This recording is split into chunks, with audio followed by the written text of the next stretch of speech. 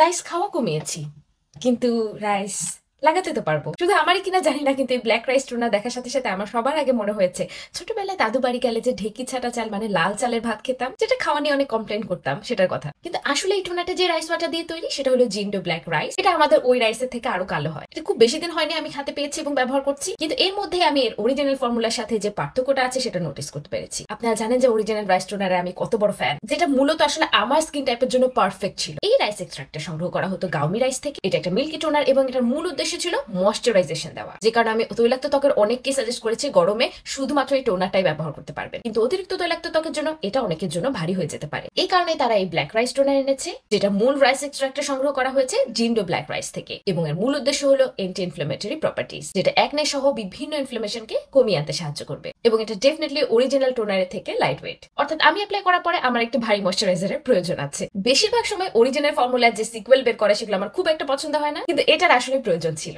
তৈলাক্ত ত্বকের যারা, তাদের আর রাইস ওয়াটার মিস করতে হবে না। লং টার্ম বেনিফিটস আমি আরো কয়েক সপ্তাহ ব্যবহার করলে বুঝতে পারবো। ইউকেতে আমার এটা পেতে অনেক সময় লেগে গেছে, কিন্তু আপনারা বাংলাদেশে সহজেই পেয়ে যাবেন পারফেক্ট পেজে এবং ওয়েবসাইটে।